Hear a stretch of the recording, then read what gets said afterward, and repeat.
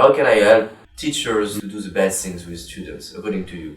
One of the most important things I've learned, David, is that teaching style is very overrated.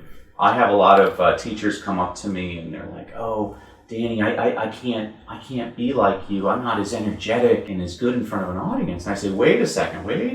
No. My policy is if you're not funny, don't tell jokes. And what I mean by that is, if all you like is knitting, you should relate everything to knitting because your kids are going to feel your passion on that. One of my best teachers, I had a teacher when I was 10 years old, and she was about 183 years old. And after lunch, she'd sit in her seat, and she'd grab her book, and she'd look at us, and she'd smile, and she'd say, "Come to my reading garden, boys and girls."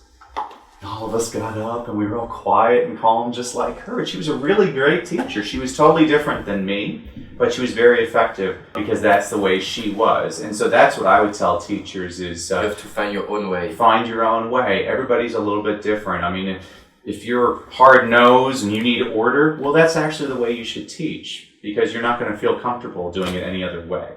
Do you think we can share them foundation and after that they will find their own way to share this foundation? Mm-hmm. Do you think there is foundation we have to explain, to teach to teachers? Well, I think that there's information that children need to learn. And really what I think kids need to learn is how to think.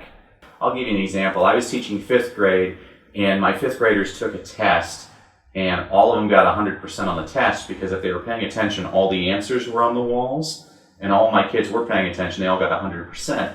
And my principal at the time, she wrote us up and said that the kids had cheated.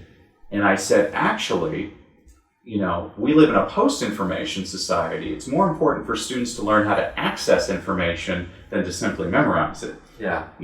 And what I was trying to express is that's critical thinking. I get excited when a kid looks at a shortcut because I'm like, yeah, that's life.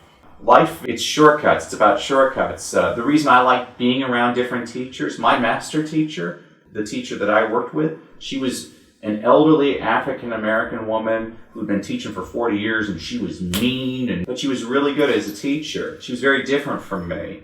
And it taught me that that's what life is all about. Life is about learning how to deal with lots of different people, figuring out their language. It's still, you got me thinking about Morgan, is I would like to know Morgan. What is it that gets Morgan excited?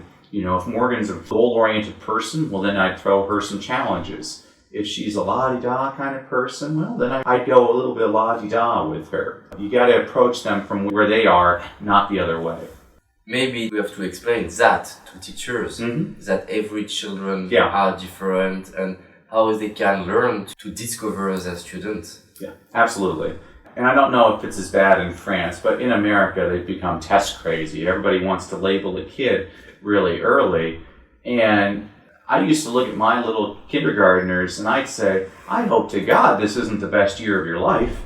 I hope it's next year and the year after that. I never had a kid come up to me 10 years after I taught them saying, "Hi, Mr. Brassell. Oh, I remember you. You're the one that got me to go to the next level on my test." No, I've never had a kid say that, but I've had plenty of kids say, "Hey, thank you. I remember you spent every recess working on flashcards with me." Or, "Hey, I remember when you used to pick me up and drive you." I really think that's what education is about. And if there was one thing I'd like teachers to know is just love what you do. Love being around the kids. I mean, there's no other reason to be a teacher. You're not a teacher because you want to make $1 million. You're a teacher because you want to make a difference. And the reason I taught was, man, what an amazing thing is I know that you had at least one great teacher, David. And I would love to be that person that was able to inspire you to go further than you ever thought you could go. That's what I want teachers to know. That's why you become a teacher.